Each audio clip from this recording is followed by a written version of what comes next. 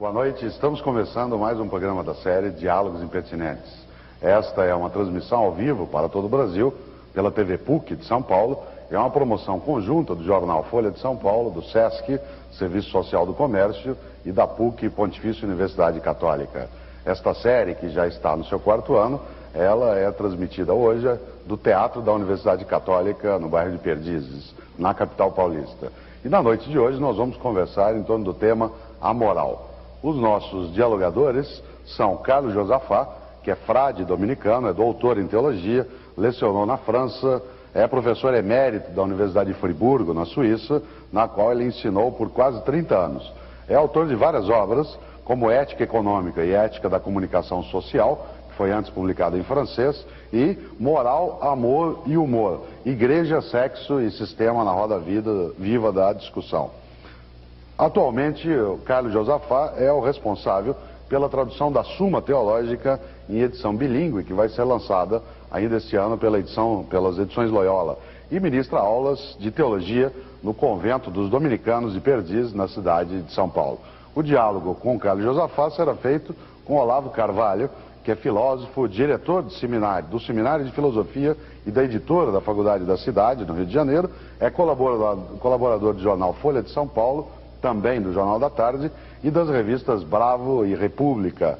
Premiado o Olavo de Carvalho por uma obra inédita sobre o profeta Maomé pela Universidade de El-Azhar, no Egito, e também pelo Reino da Arábia Saudita. Olavo é autor, entre outros livros, de O Jardim das Aflições, Ensaio sobre o Materialismo e a Religião Civil, que é uma obra de 1995, e também O Imbecil Coletivo, Atualidades Inculturais Brasileiras, que já está na 6ª edição do volume 1 e já na 2ª edição do volume 2, em 1998. Essa conversa sobre a moral, ela terá a intermediação de Sérgio Dávila, que é jornalista, editor da Ilustrada da Folha de São Paulo, e minha, Mário Sérgio Cortella, que sou professor do Departamento de Teologia e Ciências da Religião da PUC São Paulo. Eu queria começar essa conversa pelo Josafá perguntando o seguinte: faz sentido, Josafá, falar em moral nos tempos que nós estamos vivendo? Isso não é uma coisa meio antiga, não? Não é pouco pós-moderno falar nisso? Olha, é interessante que há uma certa velhice que pesa sua moral e muita gente hoje prefere falar ética, o que, na verdade, é simplesmente tomar uma raiz grega no lugar de uma raiz latina, porque moral e ética é a mesmíssima coisa. Mas há uma certa conotação justamente nesse termo ética. Eu acho que o senhor está de acordo, talvez, não é, professor? Há uma conotação no sentido que a ética diz mais a reflexão sobre a experiência moral. A moral sendo então a prática e a ética muito mais o saber, a reflexão elaborada, crítica sobre a moral. De tal modo que nos anos 50, 60, eu falava mais de moral, e chegando aí para os anos 70, 80, 90, veja que 50 anos, hein, gente? Hein? Aí eu já estou falando mais de ética. E quando falava de teologia moral ou moral teológica, hoje, com a maioria de meus colegas, nós falamos de ética e ética cristã. Mas eu acho que é a coisa de que nós mais precisamos. E nesse país e no mundo, eu acredito que o que falta antes de tudo, junto naturalmente com o feijão, o arroz, é a ética, né? É a moral. De modo que eu acho que é atualíssimo, né? E se alguém não acha que é atual, eu acho que nesse caso aí ele está precisando mesmo de uma atualização. Olavo, não é anacrônico falar em moral? Não é uma coisa que já perdeu a valia, já é uma conversa meio romântica, mais para o século XIX do que para o final do século XX? Não, é o que dizem, mas dizem muita coisa também. Uma coisa que chama a atenção da gente é o seguinte: aqui por um lado, hoje em dia você vê predominar as concepções de tipo relativista, quer dizer que todas as morais se equivalem, que todas elas são puras convenções ou criações culturais. Mas por outro lado, você vê nas mesmas pessoas que advogam teorias ou concepção relativista, você vê às vezes uma indignação moral muito profunda. Eu acho que nunca se duvidou tanto da moral na esfera intelectual e nunca as pessoas se apegaram tanto a ela do ponto de vista emocional. Quer dizer que pensam como relativistas, mas na hora H julgam como absolutistas. Esse simples fato mostra já uma divisão da mente humana. Quer dizer, o intelecto vai para um lado, mas os sentimentos, as atitudes reais vão para o outro. Ora, o que as pessoas dizem nunca importa, importa o que elas realmente fazem. Isso quer dizer que mesmo dizendo que a moral é mera convenção, é como se fosse uma bolha de sabão sem sentido algum, na hora H se apegam a ela e julgam de acordo com ela.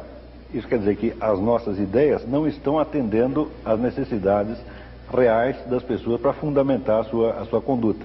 Isso quer dizer que o problema da moral é tão atual hoje quanto em qualquer outra época. Josafá, não impera muito o relativismo hoje, como lembrou o Olavo, ou seja, a moral do vale tudo. Ou cada um tem razão, cada cabeça uma sentença. Olha, aquela apresentação que você escreveu, não é, dizendo moral, amoral, imoral, etc., universal, relativo. Quando a gente olha para a realidade, para a experiência dos homens e das mulheres hoje, a gente tem mesmo essa impressão. E eu diria o seguinte, a moral é humana, muito humana, humana demais, né? E então a gente pode dizer que é como qualquer coisa assim de cotidiano que cola muito nos seres humanos e finalmente contrai todo esse jeito de reagir do homem com as coisas cotidianas, né? Eu diria um pouco assim como no casamento, embora não tenha experiência de casamento, porque sou celibatário, que a pessoa, o marido se acostuma com a mulher se acostuma com o marido e no fim, sabe, já não dá aquela atenção, não tem aquela consideração. Isso se dá com a moral que, como dizia o professor Olavo, todos apelam para a moral, sobretudo quando sentem que pisam nos calos dele, nos seus direitos, nos seus interesses, e imediatamente diz, mas isso é uma indignidade. Aí surge logo a linguagem moral. Então, há um relativismo no sentido de que não só há muita diversidade na prática moral, não apenas há uma diversidade nas normas seguidas, mas hoje, o que me parece característico do nosso tempo é que se interroga sobre os valores, sobre os fundamentos mesmos. O que me parece, eu não sei se o senhor está de acordo aí com essa interpretação, o que me parece uma espécie de desafio para nós, que nos interessamos mesmo pela moral. Eu posso dizer, por exemplo, para mim, a moral foi um pouco, e é ainda o ganha-pão, não é? Uma vez que passei toda a minha vida trabalhando a ética, trabalhando a moral. E então eu vejo mesmo esse desafio de uma contestação de que a moral seja possível, a própria viabilidade da moral, a sua aplicabilidade, né?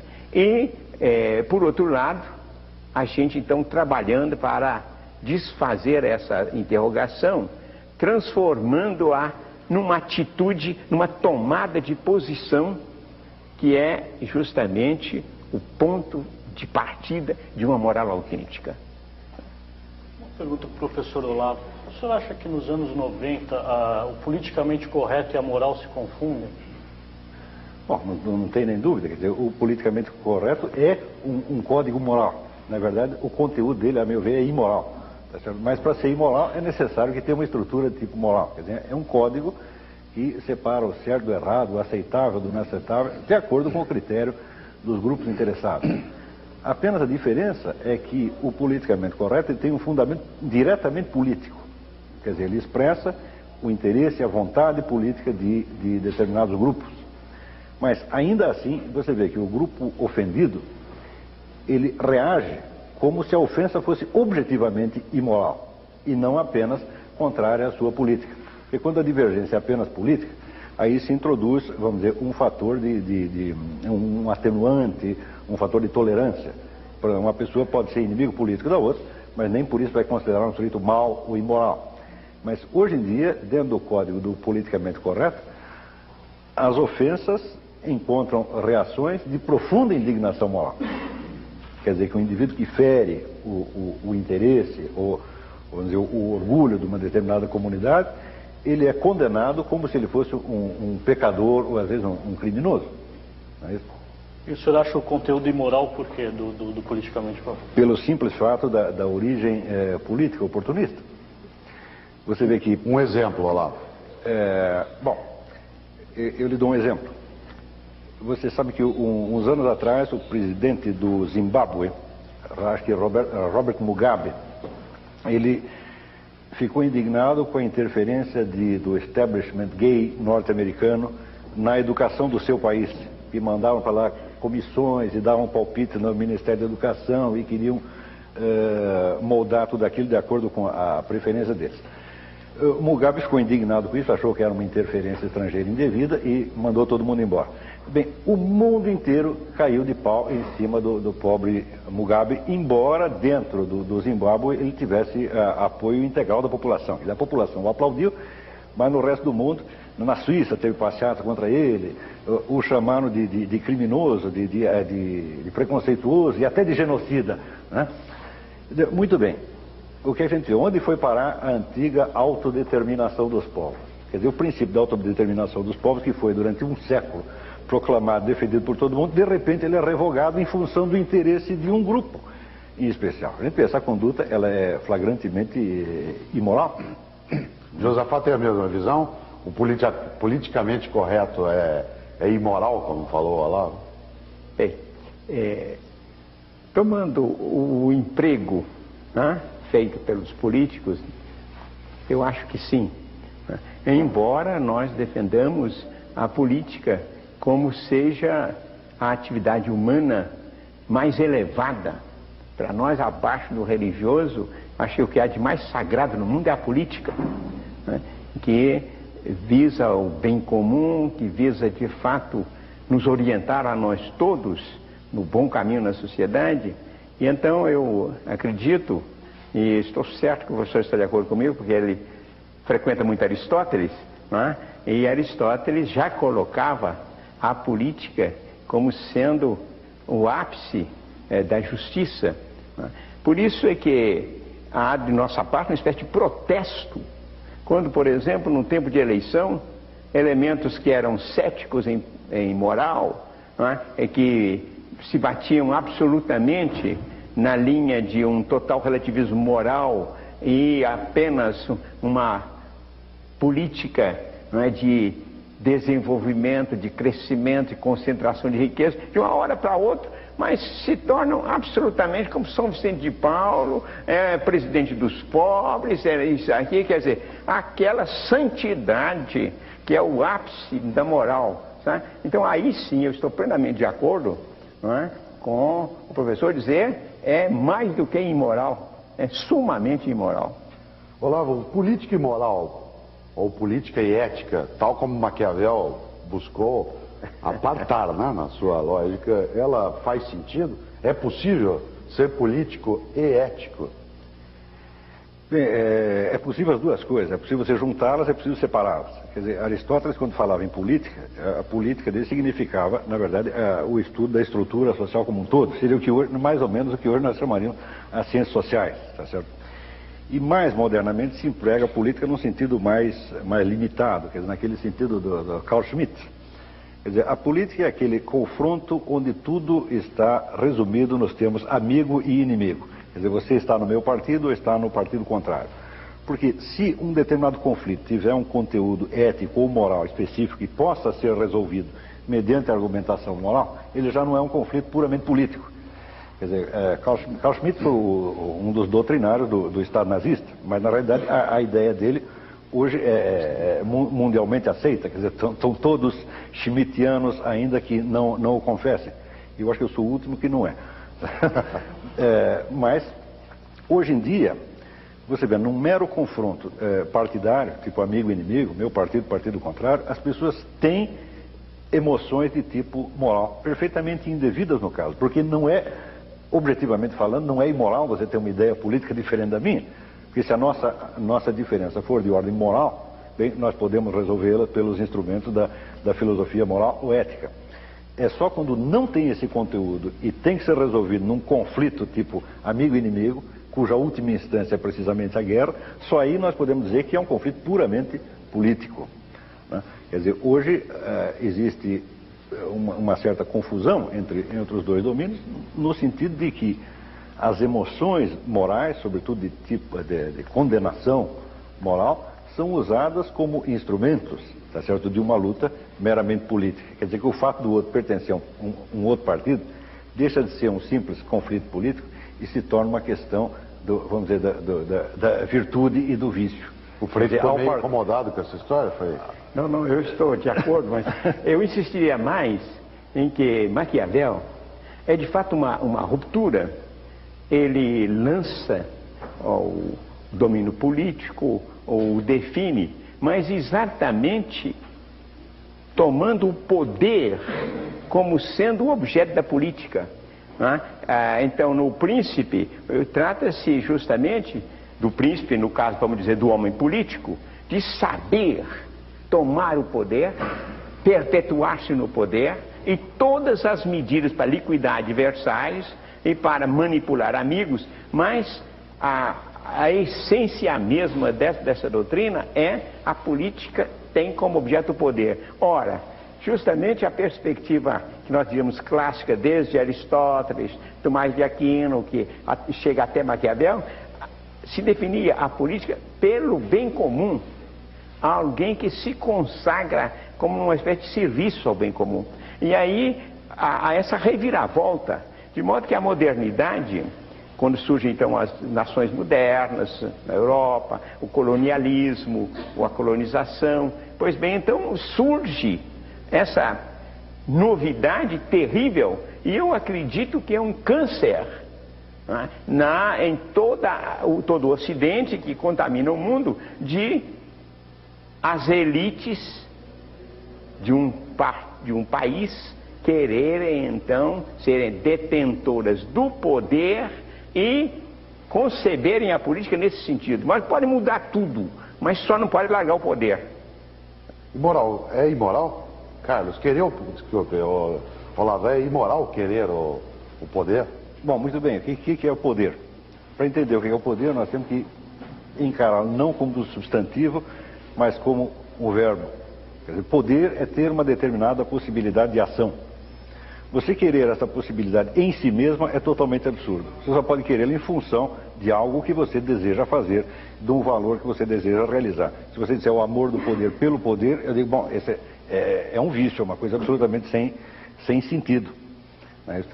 E é justamente por causa desta autonomia do poder em todo o ciclo moderno, é que acontece uma coisa espantosa. Quer dizer, toda a nossa história registrada, os livros, textos das escolas, o ensino universitário, todo mundo diz que o ciclo moderno é marcado pela ampliação dos direitos e pela democracia crescente, pela igualdade crescente. Mas basta você examinar a coisa com um pouco mais de cuidado, você vê que qualquer governante de hoje em dia, ele tem um poder infinitamente maior do que qualquer rei da Renascença, do que qualquer senhor feudal da Idade Média, ou do que qualquer imperador da Antiguidade.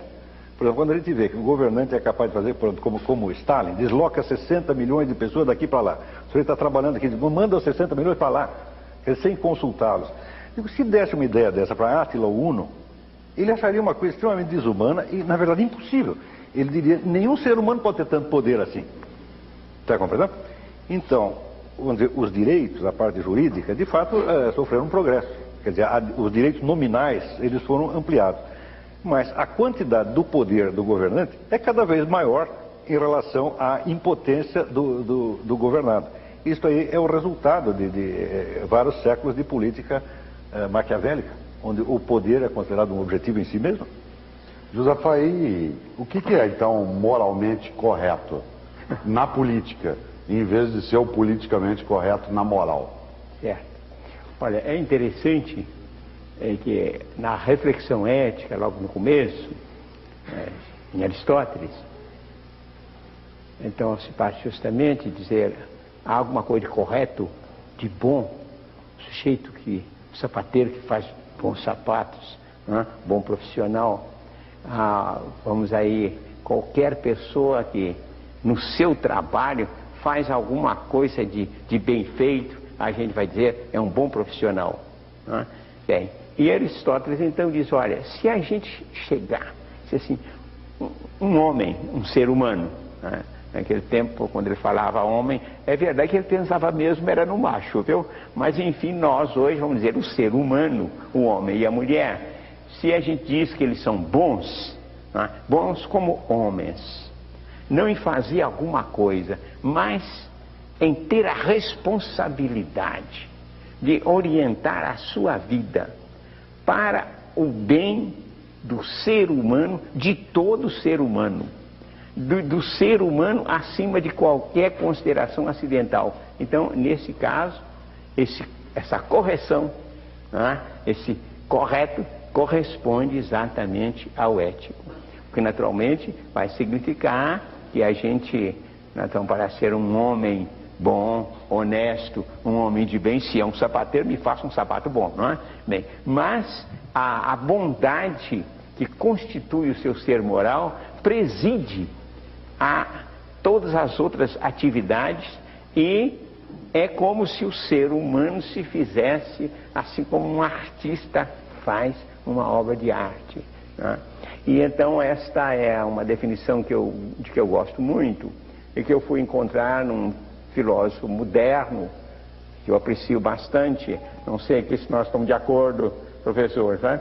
É Henri Bergson, quando ele disse que cada ser humano é criado criador, é limitado, mas ele não está acabado, ele deve se fazer como uma obra de arte, né? Então esse é que é o famoso bem humano de Aristóteles, é a gente chegar em qualquer coisa da vida, procurar se fazer quase como uma obra estética, né? E aí a ética e a estética, né, tem uma vizinhança. Quando nós estamos aproximando ética de política, né, ou ética do direito, a gente estava assim em planos em que a gente procura ter normas para realizar alguma coisa determinada. Na estética e na ética, a gente tem uma criatividade, tá? A liberdade é extrema e, por exemplo, Levinas fala infinita, né? Eu acho com um certo sentido, né, de uma liberdade que vai ser o homem, o ser humano se toma para se acabar, para se realizar. E isso é o que a política deveria fazer, Olavo? Os objetivos da política, veja, eu jamais digo o que os políticos deveriam fazer, o que qualquer pessoa deveria fazer, não tem nenhuma fórmula de mundo. O ponto que eu acho que nós deveríamos refletir aí é o seguinte, é que quando hoje as pessoas tomam atitudes relativistas, esse relativismo só vale para os outros. Porque quando se trata de saber o que é bom ou mal para elas sempre sabem, né? E eu acho que isto acho que é um princípio universal, o famoso ama teu próximo como a ti mesmo. Quer dizer que se eu presumo saber o que é bom para mim, tá certo? Eu tenho uma certa medida para eu poder descobrir o que é bom para o próximo. O que eu não posso é dizer que todos os valores são indiferentes e iguais no que diz respeito às pessoas, e quando chega no meu próprio caso, aí não, eu já estabeleço uma nítida diferença entre o que é bom e o que é mal para mim. Tá certo? Se me oferecerem, por exemplo, um belo prato, um filé, etc., ou então um tapa na cara, eu certamente vou escolher o filé, porque eu sei o que é bom para mim. E para o outro, na medida onde eu admito que existe um bom para mim, é preciso que haja algo objetivamente bom para os outros e que não dependa inteiramente da opinião arbitrária deles. Porque eu não posso mudar de opinião, dizer, não, eu prefiro o tapa na cara. Mas ninguém faz esse tipo de escolha. Quer dizer que nas escolhas pessoais predomina uma objetividade. Isso, no fundo, talvez possa servir de guiamento até para um político. Quer dizer, ele sabe o que é bom para ele. Portanto, quando ele fizer o mal aos outros, ele também sabe o que está fazendo. Então, é interessante que nós falamos em moral durante um bloco inteiro, quase que falando em grande parte sobre política. E no cotidiano, um dos temas que quando se fala em moral vem à tona é pecado, é sexo, né? E nós conseguimos passar um tempo falando sem tocar nessa palavra. E o Sérgio Dávila tem uma questão para a gente iniciar agora essa fase. Pois é, o Mário falou que a gente passou ao largo do sexo e ficou na política. Eu queria fazer uma pergunta para o Frei, que une as duas. O senhor acha que é moral a maneira como vem sendo tratado o caso Bill Clinton, Mônica Lewinsky? Moral e política via Bill Clinton, Mônica Lewinsky. Olha, Eu acho que a dificuldade é sair dessa primeira reação de desgosto que a gente tem de ver a humanidade entretida por um semelhante episódio, quando temos problemas, questões, dificuldades humanas imensas no mundo, e como é que se desperdiça, a começar pela televisão, com um caso de relativa importância, para dizer assim. Eu acredito que há aí um primeiro dado, que é uma lição para nós. A humanidade, hoje, tem uma dificuldade enorme de encontrar um equilíbrio no que toca à sexualidade. Há mais ou menos uns 50 anos que eu estou acompanhando, não apenas no estudo, mas de observação, porque a moral tem de fato como primeiro objeto o ser humano, o homem e a mulher, e eu vejo que há uma dificuldade crescente que eu atribuo ao tipo de civilização em que nós estamos, para se encontrar um ser humano que se realize com um certo equilíbrio, uma certa perfeição na sexualidade. Em si, a sexualidade, desde o começo do mundo, é um grande problema humano. Quer dizer que desde que o ser humano fez a separação entre a função de procriação, de um lado, e por outro lado, a sexualidade como amor, como linguagem de amor, todos os gestos que exprimem, antes de mais nada, eu te amo, e não visem imediatamente dizer eu quero ter um filho, né, de ti. Então surge aí de fato um abismo, né, e que vai se tornando cada vez maior, no sentido de que se procura o prazer a dois, partilhado bastante bem, o perigo de ser o prazer solitário, de ser então o prazer pelo prazer, sem que ele seja uma linguagem de dom de si e de procura de felicidade para si e para o parceiro ou a parceira de amor. De modo que há essa dificuldade. Quando a gente pega um filósofo como Nietzsche, não é um padre da igreja, não é? Mas é um homem que tem assim os seus momentos de franqueza e de verdade. Na genealogia, por exemplo, da moral, ele considera que a Europa, ele fala para a Europa, tinha chegado a um equilíbrio, domesticou os instintos, domesticou, não é, os interesses, e está capaz de entrar no plano da moral, diz Frederico Nietzsche. Naturalmente, para entrar nesse plano da moral, ele pensa que é necessário o super-homem para conduzir o conjunto da humanidade. Mas eu acho que nesse fim, então, do século XIX, ele dava um certo atestado a esta atitude de certo equilíbrio nas paixões no conjunto dos homens civilizados. Eu acho que ele se enganava no seguinte: ele dizia que havia uma domesticação, e era muita domesticação mesmo. Quer dizer que havia muita hipocrisia e havia muita imposição. Não era uma atitude moral, no sentido de alguém que se assume na sua liberdade para se realizar, e que assume o outro também como um projeto de bondade, e então há uma relação sexual, não é, que é um engrandecimento dos dois. Nós vamos voltar nesse pedaço. Só queria que o Olavo, também nesse momento, aproveitando essa passagem, existe alguma imoralidade na situação Clinton-Levinsky? Bom, existe imoralidade para tudo quanto é lado. A primeira imoralidade é a gente estar falando tanto desse assunto. Você vê, Bill Clinton é um sujeito que ele se apropriou de 800 fichas de inimigos políticos dele, que estavam no FBI, às quais ele não poderia ter sequer acesso. Ele pegou e conserva com ele na Casa Branca. Além disso, mandou passar a tecnologia nuclear para a China, colocando em risco a segurança do próprio país. Ele fez um monte de coisas realmente graves. Agora, se ele bulinou a tal da Mônica ou não, Nós ficamos discutindo isso em face de problemas tão grandes, é uma imoralidade. Segunda imoralidade é essa senhorita ter guardado essa informação durante tanto tempo para depois tentar tirar um proveito dela. Quer dizer, ele agiu apenas de acordo com o instinto humano. Quer dizer, a garota está lá dando sopa, ele bulinou. A carne é fraca. E isso não então, é uma questão. Ele não é agiu nem com premeditação, nem com perversidade. Quem agiu com perversidade é ela. É ela e todos os inimigos e supostos aliados políticos dele. Eu tenho a impressão que não conseguiram. É mais ou menos um caso como Al Capone. Não conseguiram pegá-lo por nada de grave, então decidiram pegar por esta bobagem. Tá certo? Agora, sempre que se discute questão de moral sexual, a minha primeira reação é a do Pirandello. Mas não é uma coisa séria.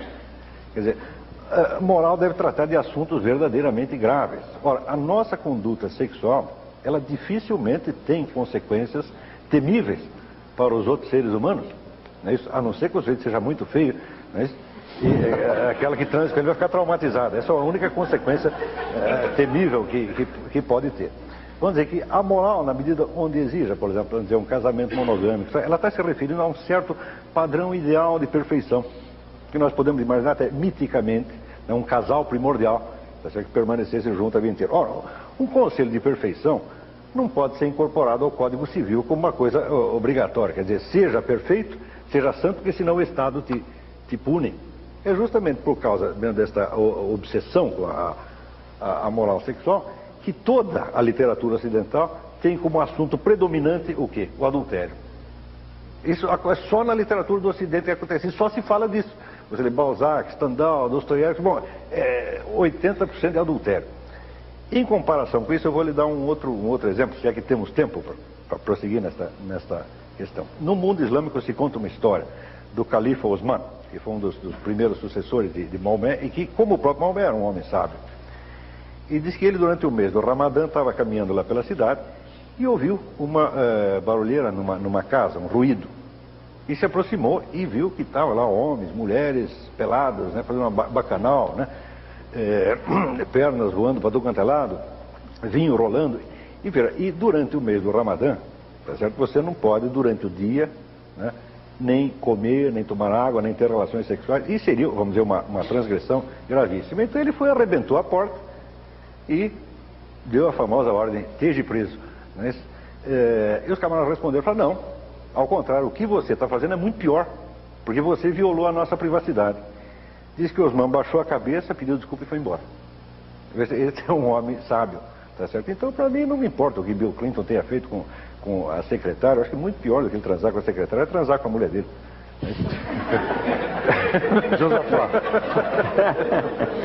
Josafá, adultério. O Olavo diz... O Olavo diz que na literatura ocidental, e é um fato, o adultério, nas grandes obras, ele é uma marca forte. Adultério é imoral? Certo. Olha, aqui eu vou, primeiramente, manifestar um pequeno desacordo com o meu parceiro de diálogo. Eu acho, ao contrário, que a sexualidade é um verdadeiro tema de ética, se a gente entende justamente a ética não como de uma maneira policial, de uma maneira o direito penal, política, intervenção do outro na minha vida, mas eu acho que a realização plena e harmoniosa da sexualidade é a boa condição para a realização humana em todos os sectores. Se nós temos hoje uma crise da infância, se nós temos hoje uma crise de educação, isso começa porque a gente não tem na base um casal, não é, que se ama verdadeiramente.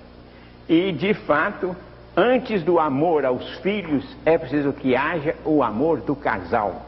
Né? Isso é a base, de fato, da vida pessoal, da vida familiar, da vida social. Né? Tem. Agora, se nós introduzimos o sexo, primeiro, na linguagem de pecado, por exemplo, eu não gostei aí, sabe, quando você no começo, não falam em pecado, não falam em sexo, espera aí, mas o sexo não tem nada a ver com pecado. O sexo não tem mais ou nunca teve?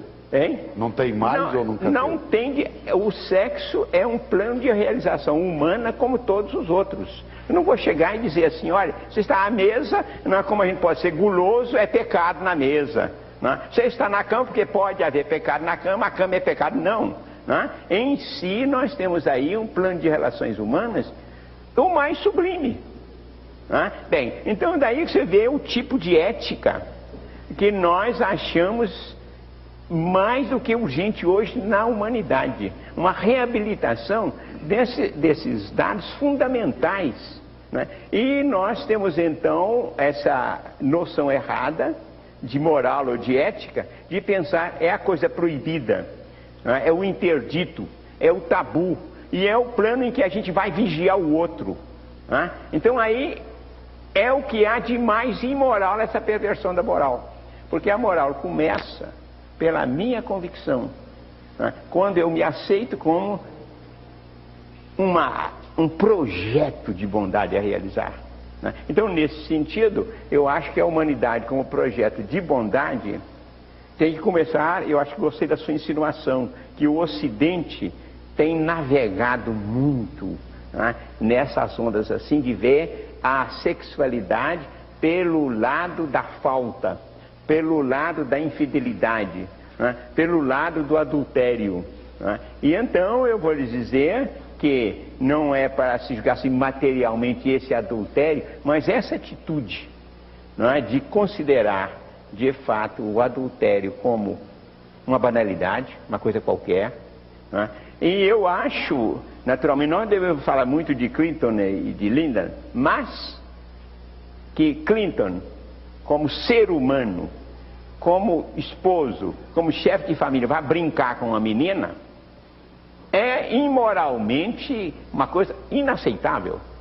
Né? E como presidente também, de modo que para mim não é uma banalidade. Agora, o que nós não podemos é nos ocupar disso, tanto mais que há tanto no mundo, não é? E dar a importância política a uma coisa que eu considero como uma grande derrapada, como uma casca de banana em que ele caiu mesmo, não é? Mas não tem importância nenhuma isso para a política dos Estados Unidos e a política internacional. Olavo, saindo do Clinton então, né?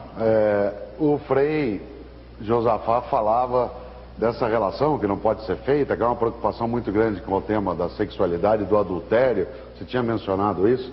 Você acha que o cristianismo tem um papel nesse vínculo entre sexualidade e imoralidade, ou adultério e a marca que isso carrega como mote da estética? Bom, em primeiro lugar, preciso dizer que a Igreja Católica sempre foi o bode expiatório de todos os nossos males e os nossos problemas. Porque enquanto a civilização do Ocidente foi efetivamente cristã, que seria mais ou menos até a Renascença, havia uma atitude de muito mais tolerância, compreensão e bondade com essas coisas. Esse moralismo acusatório, ele cresce na medida em que se afirma o moderno Estado leigo. Ao contrário do que as pessoas pensam. Elas pensam, não teve na Idade Média, a igreja oprimia todo mundo. Não, você estuda os costumes reais e você vê que, embora houvesse uma condenação explícita, tá certo? Por exemplo, do pecado de adultério, ele não era perseguido e punido como o pune o Estado leigo. Você vê o famoso episódio que todo mundo cita, de Abelardo e Heloísa. Ele foi lá, transou com a menina, daí foram lá, até caparam o sujeito. Fala, não, eles não caparam porque ele estava transando com a menina. Não, todo mundo sabia que ele estava fazendo isso. Então todo mundo dizia, não fica muito bem, porque você é um professor, mas isso era o máximo que se fazia. Quando ele casou em segredo com ela, aí que a família se irritou. Tá entendendo? Quer dizer que enquanto estava lá, assim, atrás da escada, tá entendendo? Tá tudo bem, nós o aconselhamos a não fazer isso, mas não vamos puni-lo. Agora, no Estado moderno, acontece isso que está acontecendo, por exemplo, com Clinton. Veja você, Luís XIV tinha 28 amantes. 28. Tá certo? E o que a igreja fazia? Por exemplo, o grande orador sacro, Bossuet, tá certo? Que é um dos oradores mais eloquentes, uma das vozes mais belas da literatura universal. Bossuet subia no púlpito e descia o cacete disso, falava coisas horríveis, tá certo? O rei aguentava quieto, tá certo? Mas ninguém ia punir o rei por causa disso. Nem o rei, nem o cidadão comum.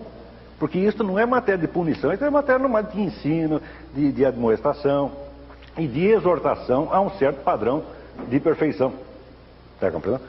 Agora, o nosso moralismo atual, que é persecutório, paranoico, então, em vez de nós, a modernidade, assumirmos a culpa dessa porcaria que nós estamos fazendo, nós jogamos a culpa na Igreja Católica que não fazia nada disso. Isso é uma injustiça muito grande. Somos nós que somos moralistas. Esse moralismo acha que é fruto da laicização e não de uma não tem nem dúvida. Clericalização. Não tem nem dúvida. Veja, a moral absolutizada é o substituto da religião. Quem acredita num Deus e tem um Deus para conversar, tá entendendo? Não precisa de ninguém que o fiscalize de fora. Quer dizer, quanto menos religiosidade autêntica, mais moralismo civil você vai ter. Esse é um mecanismo de compensação. Quer dizer, a moral, ela mesmo se transforma no próprio Deus. Quer dizer, isso aí começa com Kant. Kant, o único absoluto para Kant é o absoluto de tipo moral. Quer dizer, não existe um conhecimento objetivo de Deus, não existe metafísica, não existe nada. Mas tem o quê? Tem o raio de imperativo categórico de natureza moral. Isso é maluquice. Quer dizer, imperativo coisíssima nenhuma. Você é livre para fazer o que você quiser. Está compreendendo? É livre, inclusive, para investigar a moral, é livre para questionar. Agora, a nossa imagem da civilização cristã é totalmente projetiva. Quer dizer, nós projetamos sobre a antiga Igreja Católica todos os males que nós estamos fazendo. Mais religião, mais moral. Menos mais moralismo. Religião, menos moral. O senhor acha que o caso tomou essa dimensão por ser os Estados Unidos um país protestante e no Brasil não teria tanta repercussão assim por ser um país católico? Não tem a menor dúvida. Em nenhum país católico isso seria... essa coisa cresceria desta maneira. Não é isso? Quer dizer, os católicos são mais antigos. E quem é mais antigo tem mais paciência com os outros, né?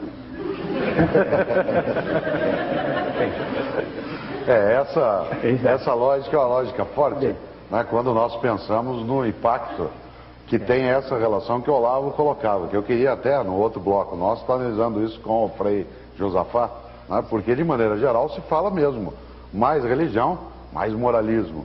Né? O Olavo dá uma vertente que é a desmontagem de uma estrutura, né, de natureza religiosa em grande essência, ela acabou levando a um aumento do moralismo. E o Sérgio Dávila tinha uma questão nessa direção, né, para o Josafá aí diretamente. Eu queria que o Frei Josafá comentasse essa tese, no mínimo curiosa, que apareceu no último bloco. Quanto mais religião, menos moralismo, e quanto mais moralismo, menos religião, é isso? Certo. Eu diria então que quanto mais religião autêntica, né, que às vezes pode acontecer que a gente tenha uma religiosidade que seja uma espécie assim de projeção do seu egocentrismo, né, do seu egoísmo, que se fica um pouquinho mais assim, né, refinado, fica mais agudo sendo religioso. Eu digo uma religião autêntica, como aquela, são as grandes religiões como o cristianismo bíblico, né, como o judaísmo, o islamismo, o budismo. Nesse caso, quanto mais religião, menos moralismo e mais uma moral autêntica de valorização do ser humano. E então nós entraríamos aí com um conceito que pode aparentemente complicar e que ajuda, é o pecado. A noção de pecado dada pelo Evangelho, pela Bíblia em geral, é uma noção que eleva o ser humano, mostrando responsável de sua vocação transcendente, de sua relação com Deus, e mostrando então capaz também de, no seu coração, quer dizer, na sua vontade mais profunda, na sua capacidade de amar, de se dar, de se orientar, no seu coração, ele é capaz de conversão, né, de perdão, o que está completamente longe da ideia de culpabilização, de angústia, de se afligir, né, como uma forma velada ou ostensiva de desespero. É uma forma de esperança. Então, Deus, a moral, o pecado né? Tem uma relação, quando se tem a relação com o verdadeiro Deus, uma verdadeira relação com o verdadeiro Deus, se tem uma verdadeira moral de realização do ser humano em si e nos outros, de descoberta do outro, e se tem também uma noção de que essa responsabilidade pode falhar, e que nós assumimos esta falha e procuramos partir dela para uma caminhada mais firme e mais experiente, né, do que a gente é, e com o esforço de uma maior pureza em sua capacidade de amar. Por isso, então, eu volto a essa frase, não é? Mais religião, mais moral, mais um sentido elevado de Deus, mais um sentido elevado do pecado. E quanto, então, menos religião, mais nós corremos o risco de um moralismo, de uma culpabilização, né, de uma opressão de si mesmo e dos outros. Né? Então seria esse o sentido que eu daria a essa fórmula, né, que eu acho que foi bem introduzida, né, pelo meu parceiro de diálogo aqui, né, professor Olavo. Olavo, fala-se muito que a juventude hoje é imoral. Muitos falam isso. Essa juventude está perdida, ela não tem moralidade mais, não tem religião, não tem valores. Como é que é isso, dentro da sua reflexão? Olha, eu acho que nenhuma geração tem o monopólio da moralidade. A minha própria geração, eu acho que foi a geração mais cínica, amoral e pretensiosa que o mundo já teve. Tá certo? Porque tudo o que nós queríamos se tornava imediatamente um princípio da moralidade que tinha que ser aceito por todo mundo. E tudo que nós não gostávamos se tornava uma vergonha para o mundo. Tá certo?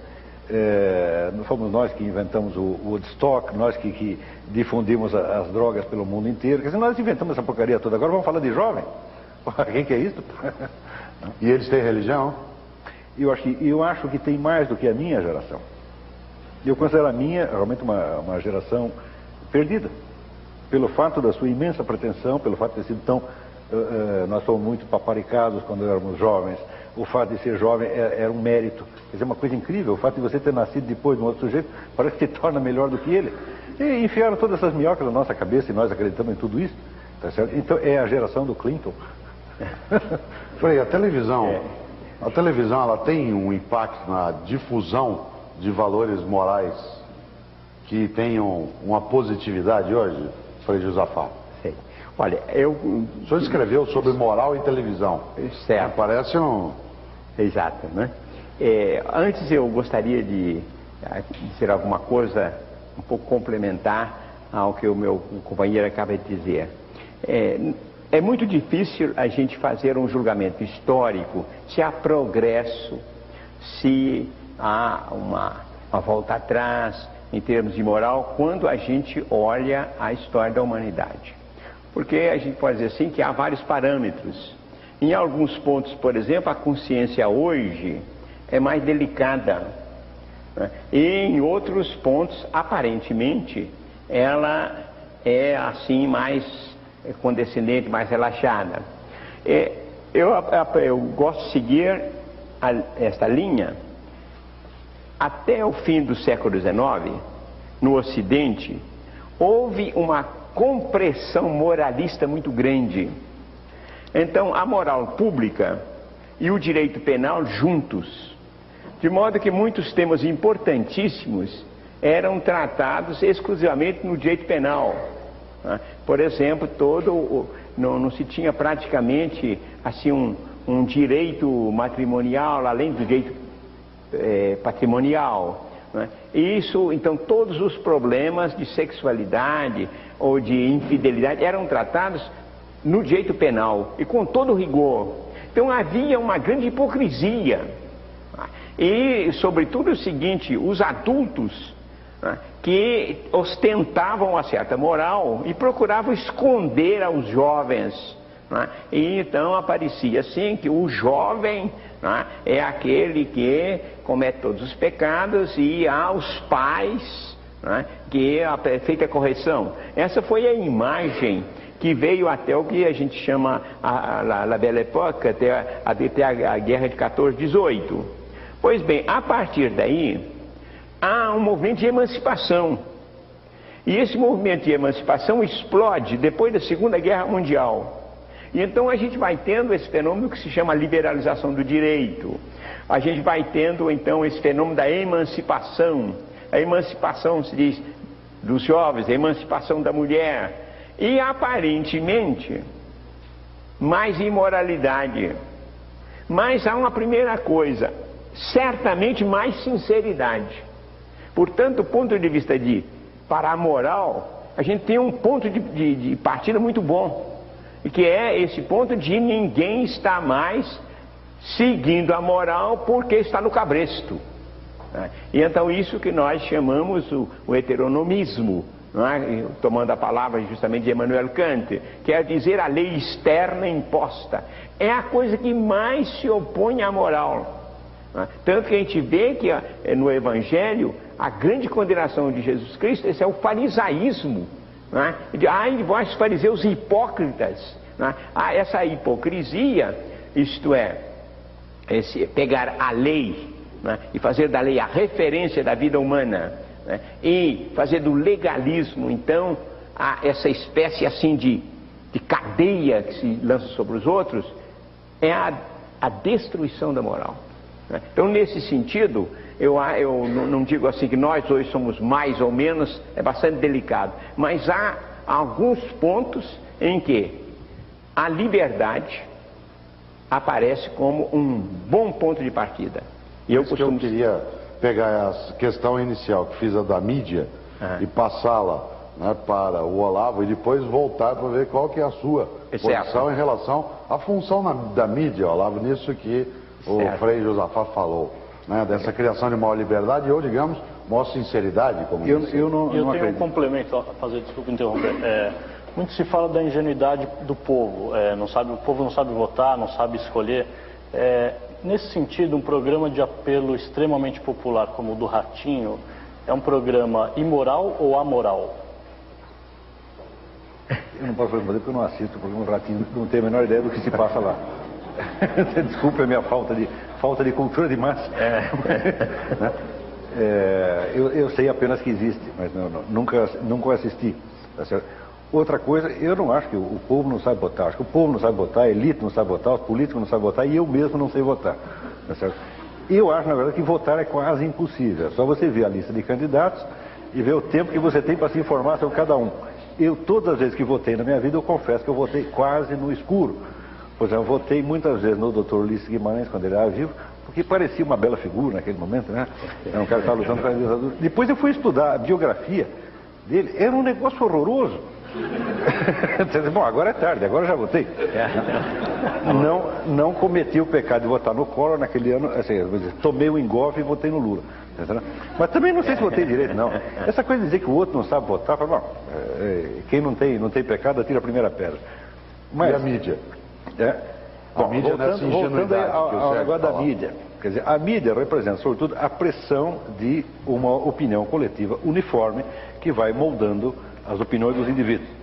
É claro que eu, nesse sentido, eu não acredito de maneira alguma nem em liberdade crescente, nem em autonomia da opinião, muito menos entre os jovens, porque eu até escrevi um artigo sobre isso. Diz o seguinte: quando um jovem se rebela contra seu pai e sua mãe, ele está se rebelando contra dois com o apoio de 2.000 que são os seus colegas de escola. Quer dizer, ele se integra numa uma massa barulhenta, autoritária, mandona, a qual ele faz todo o sacrifício para ele ser aceito naquele meio, e depois ele se rebela contra aqueles dois pobres coitados que ficaram em casa e acha que ele é um grande herói da rebeldia. Não, ele na verdade ele é um conformista, ele está aderindo à opinião da massa. Ele precisaria ser corajoso para, no meio desses 2.000, ele dizer: olha, quem tem razão é meu pai e minha mãe. Se ele fizer isso, ele será linchado.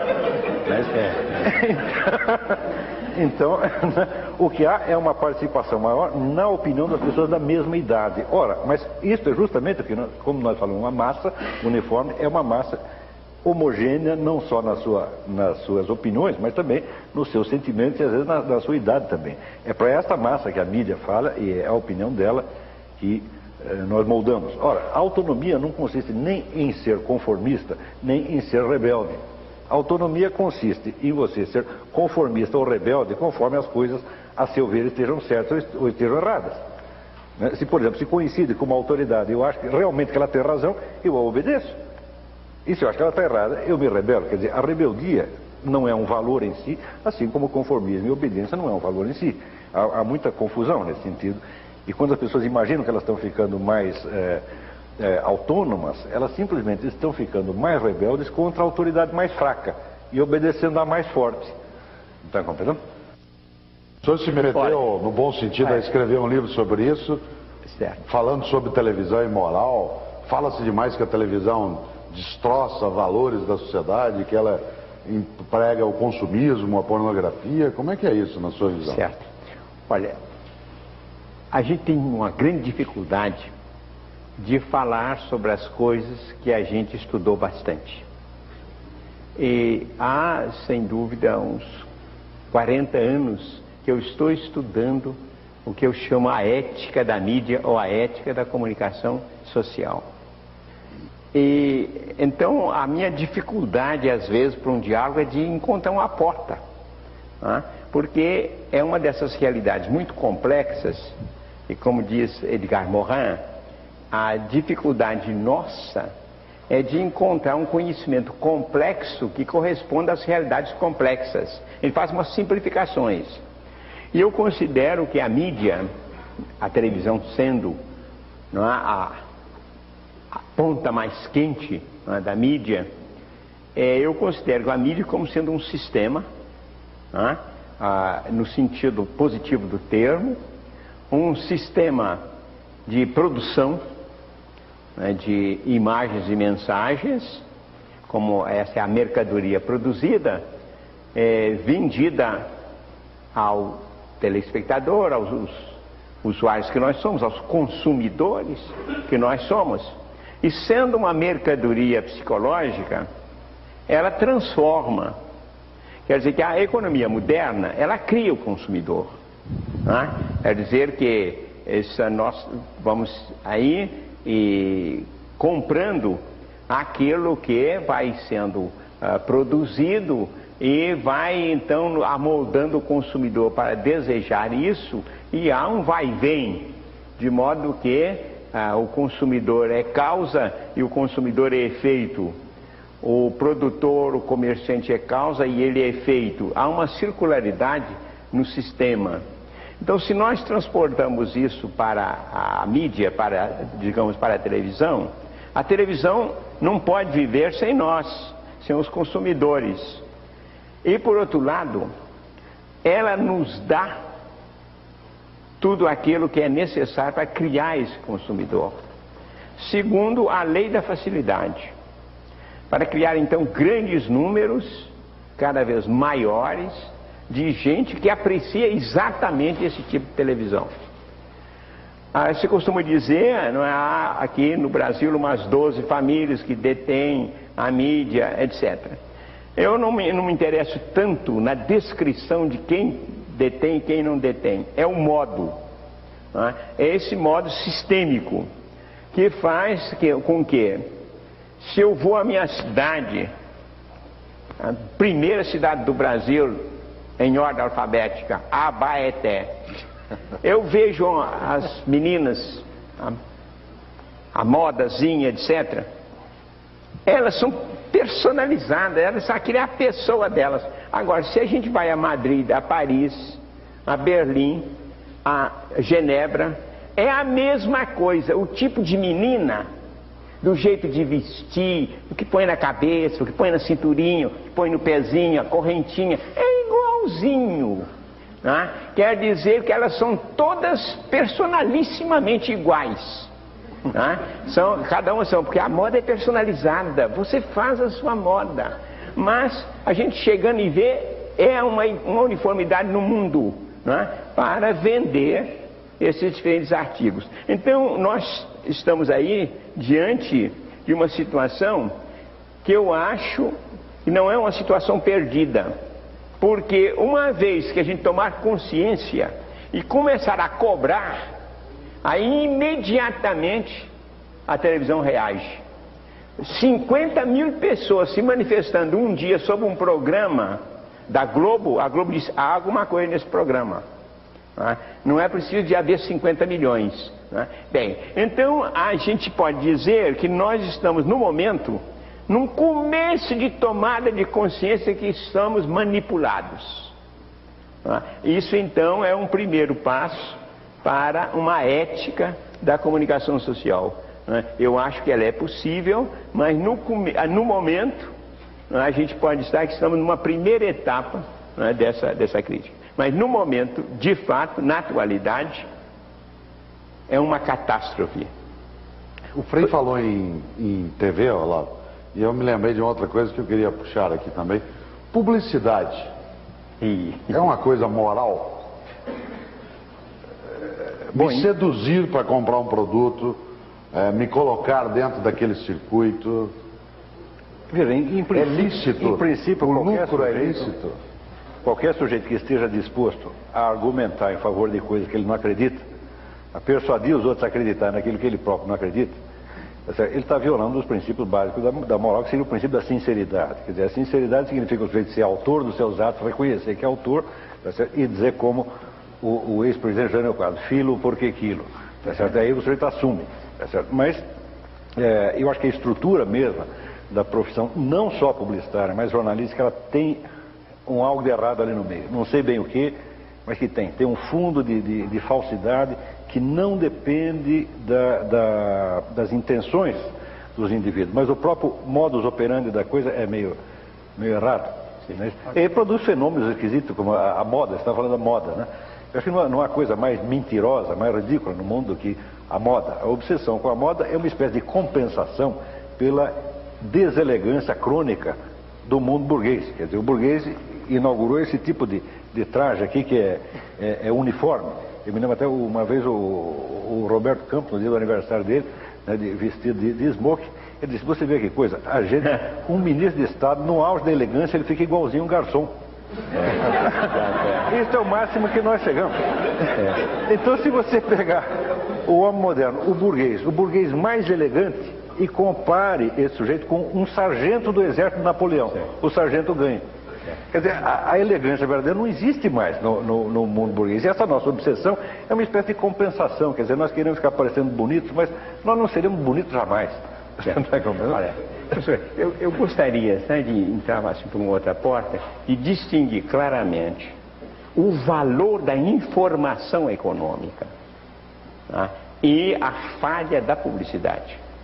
Nós precisaríamos hoje, de fato, de ter muita informação econômica. Você vai comprar um carro, né, de uma maneira inteligente, que esse carro seja apresentado com todas as suas vantagens. E o que você procura? Você quer um carro familiar, você quer um carro pequenininho para poder, né, colocar em qualquer lugar facilmente, você quer um carro rápido, você quer um carro com pequeno consumo, etc. As qualidades apresentadas inteligentemente, né, com vivacidade, etc. Muito bem, informação econômica. Agora, você pega um carro qualquer, não sei que marca for, né, e chega, esse carro é maravilhoso, etc. Põe uma mulher ali fazendo uma coisa.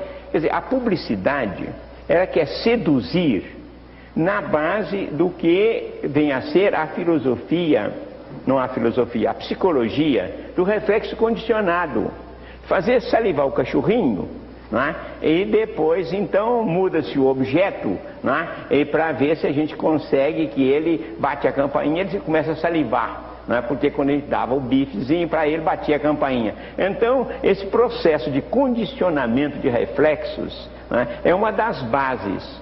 E a outra base da publicidade é uma má exploração da psicanálise, da libido, né? E então nós temos um gênero. Eu tenho falado isso a publicitários do mundo inteiro, que me dizem, aliás, nós não sabemos se dá certo ou não dá certo. O certo é que, com o sistema que aí está, quem não fizer publicidade está perdido. E publicidade desse jeito. Bem, então a publicidade me parece exatamente, em termos de informação, um pecadão enorme. Exatamente ao contrário da informação, que não dá à pessoa os dados para fazer um bom negócio, né? E então, nesse caso, eu acho que uma das nossas, enquanto consumidores, uma das nossas atitudes seria dizer assim, estão fazendo publicidade disso, eu não compro. Me explique o que é isso mesmo, me dê uma boa informação econômica? Sim. Vocês vão dizer, bom, isso é um ideal. Olha, na Suíça, a Associação das Consumidoras, desculpa ele dar um exemplo aqui, não é? Eu fui gringo muito tempo na Europa, não é? Bato no peito, mas enfim, as consumidoras suíças, elas chegam e exigem informação estrita para comprar. É um ferro elétrico. Quais são as qualidades desse ferro elétrico, a resistência, o preço, a durabilidade, etc. Bom, isso sim. Agora não adianta botar aí uma figura de mulher passando roupa, não. Nós queremos qual é a informação. Então é possível fazer isso. E o que acontece? É que o comércio suíço segue. Temos que levar em conta a seriedade das consumidoras e dar informação econômica em vez de prodigalizar a publicidade. Durante todo o nosso programa, nos blocos anteriores, pessoas nos enviaram perguntas por fax e telefone. Eu queria começar por uma pergunta que a Débora Gomes, de São Paulo, ela faz para o Frei Carlos Josafá, que é assim: como pode os pais passar exemplos morais para os filhos num mundo que é tão imoral?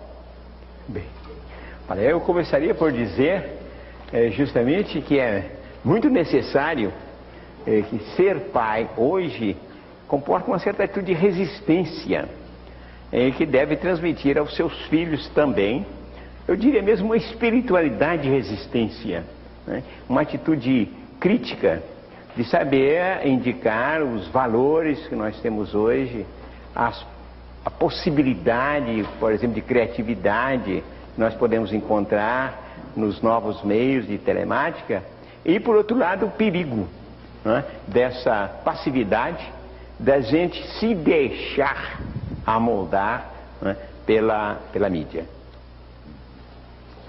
Sérgio. Pergunta da plateia do poeta e pensador Bruno Tolentino, que está presente aqui essa noite. Queria convidá-lo a fazer a pergunta no microfone.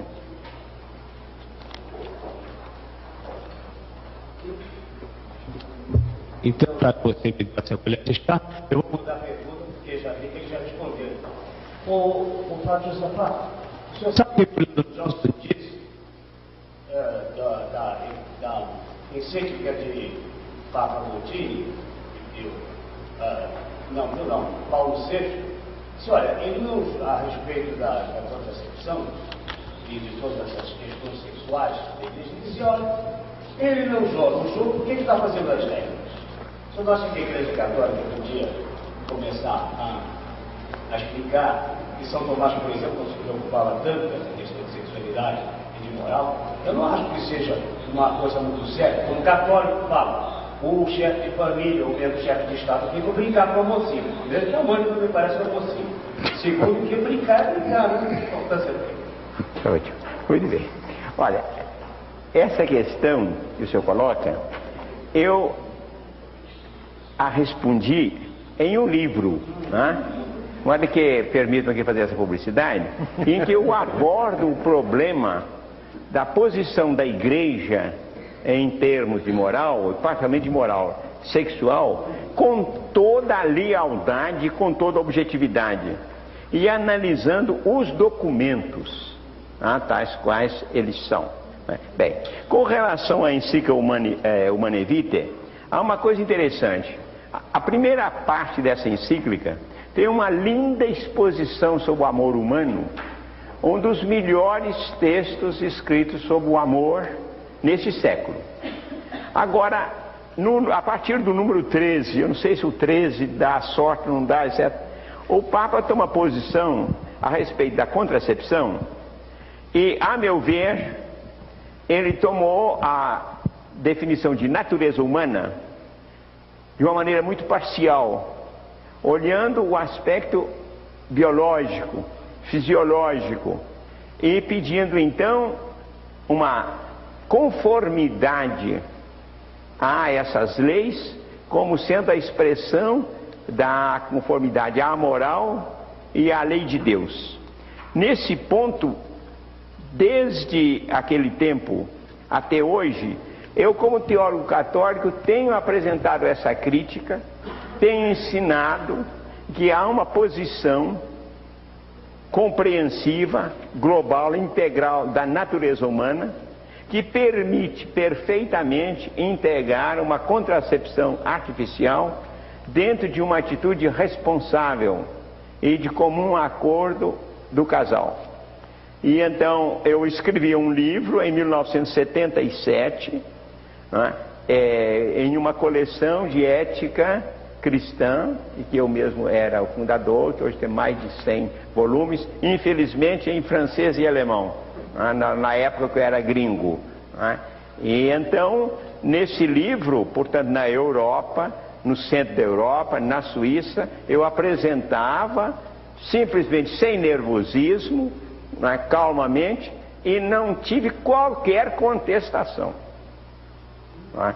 O que mostra que essa posição, isto é, que o amor, a responsabilidade, deve inspirar aos cônjuges ao verdadeiro método de limitação de natalidade, de escolha dos filhos, e que esta é a posição, né, que convém ao ser humano e que convém ao cristão. Tem uma pergunta para o Olavo de Carvalho, mas antes, só para dar informação, a Débora Moraes, né, também perguntou coisas que o senhor acabou de dizer, como se o amor transcende a moral. A Irani Ferreira tinha ligado perguntando se a televisão dita as regras de moralidade para a sociedade, tema que nós tocamos. A Roseli perguntara ao Olavo de Carvalho se a televisão hoje é imoral ou amoral, né? Nós tocamos um pouco nisso, mas vamos voltar porque é uma outra questão nessa direção. E a Mauri, né, ela pergunta da relação entre sexo e imoralidade, que nós tocamos num trecho do programa. E a Inês Cardoso, Olavo, pergunta para você o seguinte: dado que o Frei Carlos falou do livro dele, ele diz, o que tem a ver o imbecil coletivo, né, que faz parte do título de uma das suas obras, com a moral brasileira? Bom, eu vou começar pela última pergunta, que é a mais fácil. Eu não costumo dar palpite na conduta alheia, exceto naquilo que me diz respeito pessoalmente. Quer dizer, como eu estou nesse negócio de vida intelectual, filosofia, literatura, etc., esse é o meu ramo, e aí eu opino. Então, nesse setor, eu acho que eu posso cobrar de meus colegas de ofício, quer dizer, do meu grêmio profissional, uma conduta moral. Quer dizer, eu nunca dei palpite sobre moral de modo geral, mas me atenho à cobrança com relação à ética da vida intelectual. Então, o que é o imbecil coletivo? O imbecil coletivo é uma vasta cobrança, tá certo? Há pessoas que, na esfera intelectual, estão agindo da maneira a mais imoral possível. Isso é, uma vez o Bruno Tolentino me pediu uma definição de honestidade intelectual. Ele disse, olha, essa é a coisa mais simples do mundo. É você não dizer que sabe aquilo que você não sabe, e não dizer que não sabe aquilo que você sabe perfeitamente bem.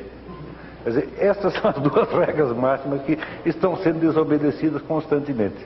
Quer dizer, o sujeito que faz que não sabe, né, aquilo que ele está perfeitamente informado, e por outro lado dá palpite em coisas que não são da sua conta e que ele ignora completamente. Né? E eu acho que se houvesse um pouco mais de ética na esfera intelectual, tudo mais seria melhor. Mas hoje em dia a moda é cobrar moral apenas dos políticos, como se fossem eles que geram os padrões, os valores, os símbolos. Não são os políticos, são os intelectuais, são os artistas, são o pessoal do show business. Esse é que vem em primeiro lugar. E é desse que nós temos que cobrar antes de tudo. Como dizia o velho I Ching, castigue a sua cidade em primeiro lugar, depois a vizinha. Certo. Professor, mas eu acho, sabe, que algumas coisas que eu disse, a moral se torna excessivamente individualista. O senhor disse, eu não me preocupo com os outros.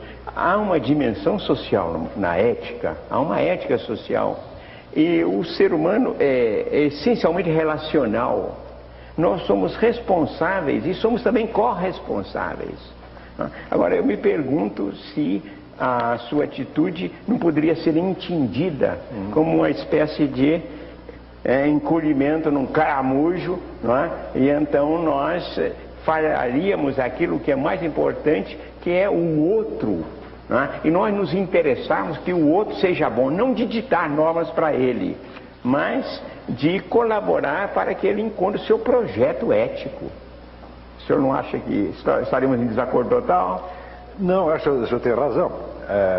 Essa atitude que eu estou assumindo, ela não pretende ser um molde para ninguém, é apenas uma resposta a uma determinada situação concreta, onde todo mundo dá palpite a respeito da moralidade de quem quer que seja. E eu acho que esta intervenção excessiva na moral pública, ela em si mesma é imoral, porque revela a pretensão que o sujeito tem de julgar coisas que ele não entende e das quais ele não procura sequer se informar. Quer dizer, o primeiro dever de justiça é você se informar sobre o que realmente está passando. Ora, às vezes as coisas são complexas e é preciso muitos anos para que você chegue a uma conclusão. Por isso mesmo que uns anos atrás eu já fiz um voto de pobreza em matéria de opinião. Quer dizer, eu costumo dar a minha opinião quando eu já examinei o caso bastante, eu conheço, então ela já não é mais apenas uma opinião, acho isso, acho aquilo. Não, ela tem um certo valor cognoscitivo. E nas coisas que eu não examinei, eu digo, não sei. Tem até um verso da Alberto da Cunha Mello, que junto com o Bruno Tolentino, um dos grandes poetas brasileiros, ele diz o seguinte: quem não se rebusca, se acha. Diga não sei e receba uma aula de graça.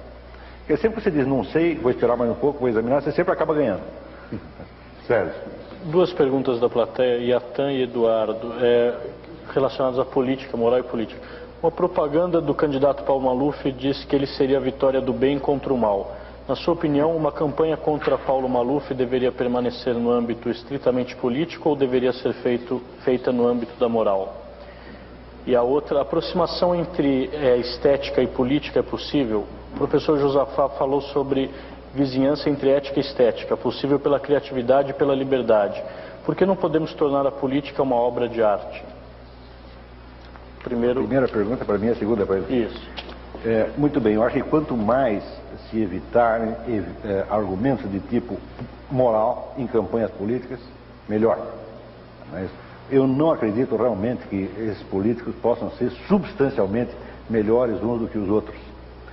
Eu acho que o discurso moralista, acusatório, a pretensão de que você é o lado bom e o outro mal, eu acho isso inteiramente absurdo.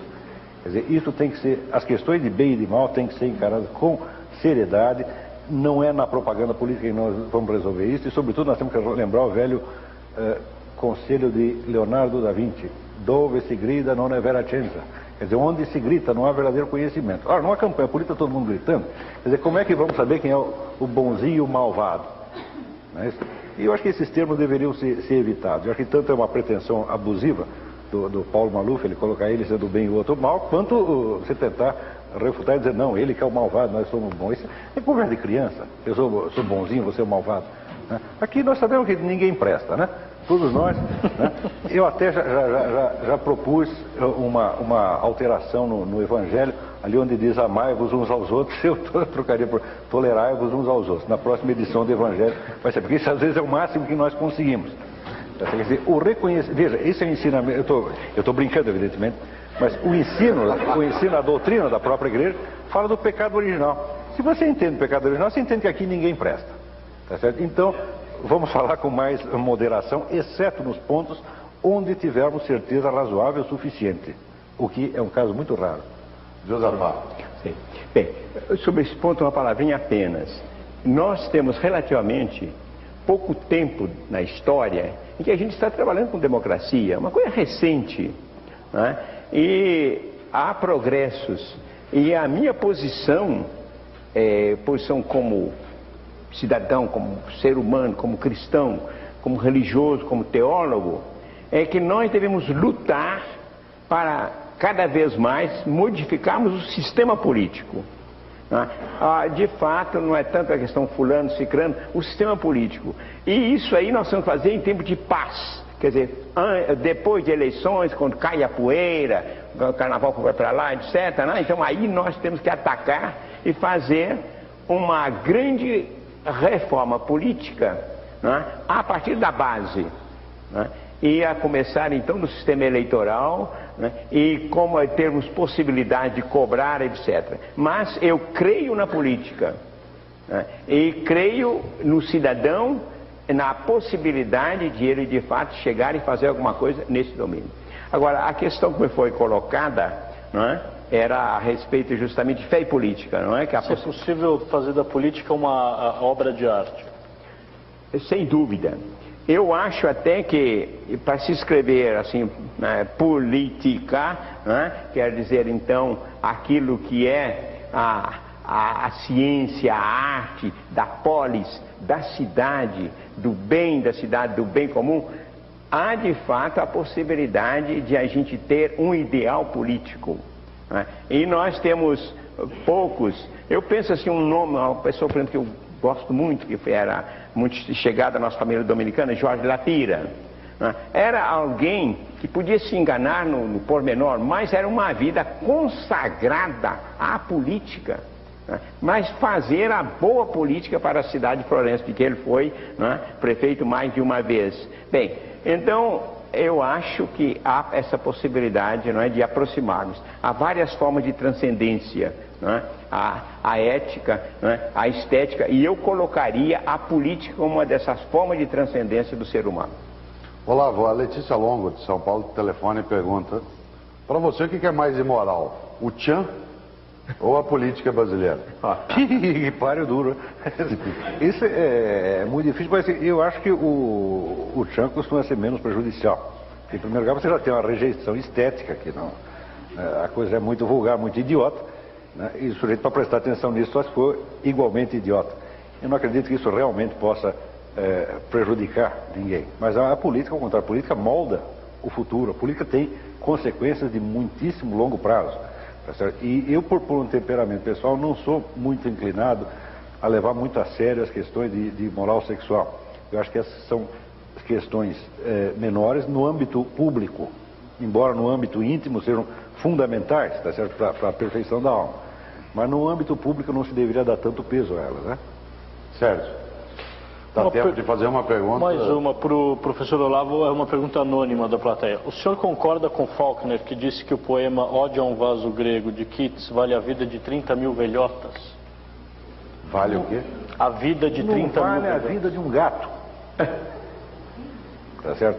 Em primeiro lugar, de cara, o gato é criação de Deus e o poema é criação do seu fulano de tal. O poema não... Ode a um Vaso Grego. Poema de Keats. Então o poema é invenção de Keats e o gato é invenção de Deus. Em primeiro lugar, ninguém pode supor que a sua obra pessoal valha mais do que qualquer elemento dado da natureza. Isso não tem sentido. E eu acho que a idolatria da estética é um fenômeno paralelo ao moralismo que nós estamos falando. Quer dizer, como você não tem mais religião no sentido profundo, você não tem de fato um acesso ao conhecimento de Deus, então você começa a criar substitutivos. Um deles é a idolatria da moral, o outro é a idolatria da obra de arte, do gênio, etc, etc. E é tudo isso uma das mais temíveis babaquices modernas. Tá vendo? E tem duas perguntas, Frei Josafá.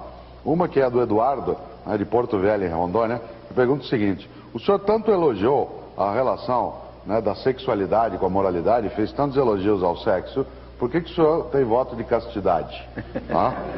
E o José Pereira, de Macaé, no Rio de Janeiro, diz: qual a relação entre celibato e a moral na Igreja Católica, já que o celibato não é adotado em outras religiões? E eu quero acrescentar uma que tem a ver com a pergunta que é da Suia, da plateia. É moral o Papa se pronunciar contra o uso da camisinha enquanto o mundo todo convive com a epidemia da AIDS? Muito bem. Bem, olha, eu vou rapidamente essa segunda pergunta.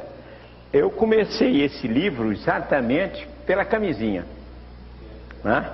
Quer dizer, e até pedindo desculpa em um livro de reflexão sobre a ética, de começar assim, né, por um problema desse tipo. Exatamente porque ele me parece bastante sintomático e não há uma posição oficial da Igreja. Algumas vozes da Igreja confundiram o preservativo, né, para a AIDS, o preservativo que evita a contaminação, com um preservativo de contracepção, de procriação, né, de fecundação. As duas coisas são completamente distintas, né? E então, mesmo que a pessoa não aceite um processo de contracepção artificial, pode perfeitamente aceitar a camisinha, porque a intenção, aquilo que se visa na camisinha, não é limitação de filho, né? E, inclusive, pode-se usar, não é, até mesmo entre homossexuais, se deve, né? De modo que são duas coisas distintas. E eu lamento que alguns apressados na Igreja Católica tenham feito essa confusão. né? E então eu explico no livro bastante essa minha posição, que eu acho que é a posição da maioria, né, vamos dizer, dos bons teólogos na Igreja Católica. Agora, quanto à primeira pergunta, de fato, se a gente pensa que o celibato, né, é uma posição tomada porque o homem que o faz não aprecia a mulher, não estima a mulher, ou vice-versa, que é uma atitude negativa, então ele não tem sentido algum. O celibato na Igreja Católica às vezes aparece como ligado ao ministério sacerdotal. Para ser padre tem que seguir o celibato. Eu acho que está mais do que tarde para a Igreja de fazer uma revisão dessa obrigatoriedade de celibato, né, junto com o sacerdócio. Uma coisa é ser sacerdote e outra coisa é se consagrar no celibato. Se há vantagem ou não, é uma questão a estudar na comunidade, se há uma vantagem, mas jamais uma obrigatoriedade. E a castidade? Bem, agora a castidade quer dizer o celibato escolhido por alguém que tem uma vocação de se dar totalmente. Então, nesse caso, é uma coisa que pode ser louvável se for feito com todo o discernimento, com toda a liberdade, com toda a alegria de viver. Quer dizer que eu, em qualquer ponto da minha vida, em que eu achasse que o celibato estava me atrapalhando a realizar a minha vida humana e cristã, eu largaria o celibato. É um meio, jamais um fim. E então, nesse caso, eu lhes diria o seguinte, é que às vezes muita gente é levada à vocação de celibato por uma consagração. Há um caso aqui que eu vou contar, que talvez o senhor vá se assustar um pouco, conversando na sua passagem aqui no Brasil com Che Guevara, ele então nos dizia o seguinte: eu acho que os padres têm razão de serem celibatários na medida que querem se consagrar ao serviço do povo, porque eu, que sou médico e revolucionário, tenho essa dificuldade que eu tenho mulher e filhos e às vezes eu passo meses sem poder ter contatos com eles, né? E então eu teria de fato uma maior liberdade. Bem, então isso aí é o tipo de argumento funcional, né? Muitas vezes, de fato, né, facilita a ação, a dedicação. Agora, na minha experiência, há mais do que uma simples limitação de questão de tempo. É de fato uma grande libertação para a gente se dedicar em um amor que tende a ser um amor universal.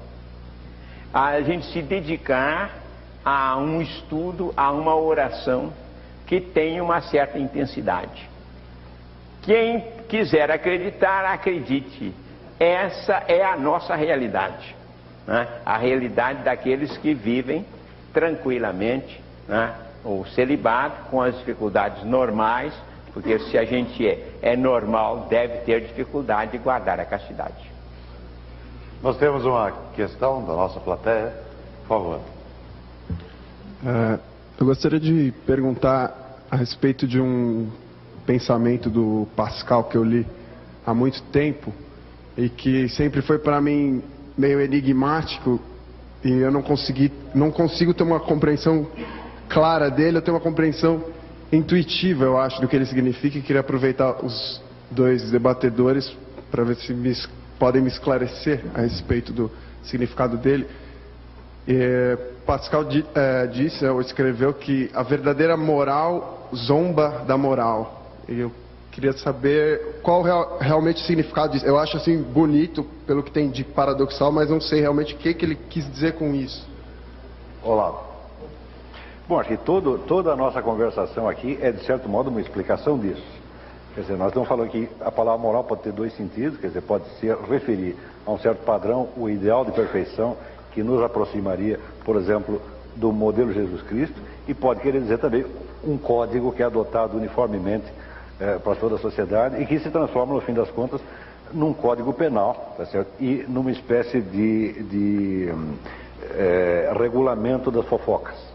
Né? Quer dizer, é o padrão pelo qual nós podemos falar mal do adversário e sentir que nós somos muito bons quando conseguimos provar que alguém é mau. É evidente que a moral nesta última acepção deve ser somente objeto de zombaria, apesar da utilidade política e administrativa que ela pode ter. E nós não podemos esquecer o seguinte: quando se diz que, por exemplo, Kissinger dizia que a política é a arte do possível, quer dizer, o possível significa apenas a mediocridade de uma determinada situação que pode mudar amanhã e admitir outras possibilidades. Mas a religião e a moral, no sentido primordial da coisa, não visa nunca apenas o possível, mas visa algo que está sempre acima. Nesse sentido, a verdadeira moral será sempre um pouco utópica. Ela pedirá de nós uma perfeição que nós não vamos alcançar materialmente, mas à qual devemos tender por amor a Deus e amor a nosso semelhante. Nessa linha tem uma pergunta da plateia, do Edson. Há possibilidade de fundamentar uma moral sem Deus? Onde buscar sistemas referenciais? Eu não acredito nisso de jeito nenhum. Em primeiro lugar, a questão de Deus, levaria tempo para a gente explicar isso, mas quando perguntam se acredita em Deus, eu lembro da resposta de Henry Miller. Perguntaram a Henry Miller se ele acreditava em Deus, ele falou: bom, o problema não é esse, o problema é saber se Deus acredita em mim. Eu acho a existência de Deus um dado objetivo, eu acho que isso poderia ser matéria de discussão, mas não creio que seja uma coisa tão relativa e tão impossível de você captar como hoje em dia se diz.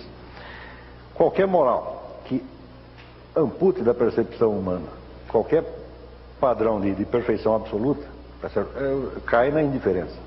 Tá certo? A partir daí a moral se torna apenas convencionalismo, código, etc, etc. Porém, é necessário lembrar o seguinte: desde o século passado, desde Kant, nós estamos acostumados com a ideia de que da realidade nós não podemos deduzir valores, de que entre o julgamento de fato e o julgamento de valor existe um abismo intransponível. Mas isso não é verdade de maneira alguma, porque a simples percepção sensível já implica uma seleção, implica uma distinção entre o que é importante e o que é acidental. Quer dizer, o mundo, tal como aparece a nós, não é uma pasta homogênea, tá certo? Mas ele é um cenário onde aparecem qualidades distintas. Por exemplo, se eu olho para você agora, bom, uma coisa é eu conversar olhando para os seus olhos, mas se eu conversar olhando para o seu dedão do pé, você não vai entender mais nada do que eu estou falando. Portanto, existe uma hierarquia já nessa percepção e nessa comunicação. Eu acredito que o conhecimento moral é mais desse tipo, é um conhecimento quase intuitivo ou instintivo, se você quiser. Ele tem que ser, claro, que aprimorado mediante treinamento. Eu não acredito em códigos morais, tá certo? Mas eu acredito em desenvolvimento de uma espécie de percepção moral. E acho que é isso que hoje está justamente falhando. Eu acho que esse senso moral ele foi muito abafado por discussões muito rebuscadas, onde justamente as pessoas fingem que não sabem aquilo que elas sabem perfeitamente bem. Nós temos várias questões que estão sendo tratadas em outras respostas, como a do Carlos Augusto, de Caxias do Sul, né, que fez uma questão assemelhada em relação a essa temática, né, o José Eduardo de Jundiaí, né, e também o professor Jaime Machado, filho de Ubá, em Minas Gerais, né, ele faz uma pergunta, Frei Carlos Josafá: como que o senhor vê um homem que vive à frente do seu tempo, defendendo ideias que hoje são consideradas imorais, mas podem ser consideradas morais daqui a algum tempo? Certo.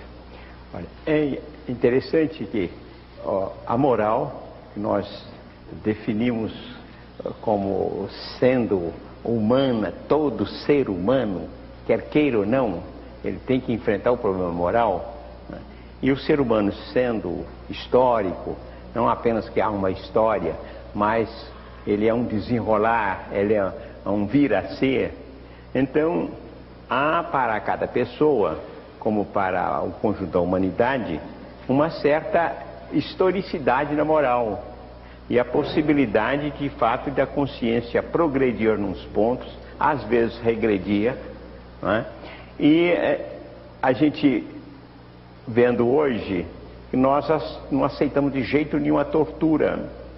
Em séculos passados, a tortura no sentido de um ato judiciário, né? De juiz mandar torturar alguém para tirar a verdade dele, né? Nós hoje achamos isso de modo geral, um absurdo. E uma pessoa que aceita isso, né, nos parece completamente anormal. Ora, nós voltando, às vezes, durante séculos, né, a tortura judiciária, condições dela, basta a gente ter uma suspeita, pode torturar, etc. Há, de fato, um progresso. E isso nos leva, do ponto de vista ético, a pedir um grande discernimento e um esforço, porque no nosso tempo há, às vezes, atrasos imensos em certos pontos, de gente aceitar algumas coisas como sendo normais, como sendo fatalidades, quando de fato estão dependendo do nosso comportamento, de modo que é um fato, essa oscilação no terreno moral, e essa oscilação pede para nós uma atitude moral de uma grande responsabilidade. Sérgio, a última questão, né, que aí nós estamos fechando no tempo. Felipe da plateia para o professor Olavo. Todo ato imbuído de moral é um ato justo? Se sim, a justiça depende da moral? Bom, a justiça, no sentido jurídico da coisa, é evidentemente um produto derivado. Quer dizer, a moral é uma instância mais fundamental. Embora possa haver para fins práticos uma certa separação. A grande tragédia que acontece hoje é a redução da moral ao aspecto jurídico. De modo geral, o Ocidente tem uma mania jurídica absolutamente infernal. Quer dizer, nós acreditamos, por exemplo, que a história jurídica é toda a história. Nós vemos, por exemplo, que os direitos que estão escritos no papel evoluíram e se tornaram melhorzinhos. Nós acreditamos que nós progredimos moralmente. Agora, para estar falando a questão da tortura. Bom, sociedades que aceitavam a tortura como princípio não a praticavam com a intensidade e com a crueldade com que nós a praticamos hoje. Quer dizer que os direitos nominais são uma coisa, mas a prática social real é outra muito diferente. Como nós temos essa obsessão jurídica, nós lemos as nossas leis de hoje e dizemos, como elas são maravilhosas em relação àquelas de antigamente. Tá certo? Mas não pode esquecer que a história jurídica é apenas uma história ideal, e não a história da trama social real. Por exemplo, se você vê a ideia, por exemplo, de genocídio, de você matar populações inteiras, ou simplesmente como na última guerra, o bombardeio de populações civis. Olha, mas qualquer tirano, qualquer potentado da antiguidade acharia isso uma coisa horrorosa. Olavo, por falar em tirania, eu tenho que concluir em função do tempo que nós estamos. Nos Diálogos Impertinentes de hoje, nós conversamos sobre o tema A Moral, com o filósofo e jornalista Olavo de Carvalho e também o teólogo e frade dominicano Carlos Josafá. Boa noite e até lá. Muito obrigado.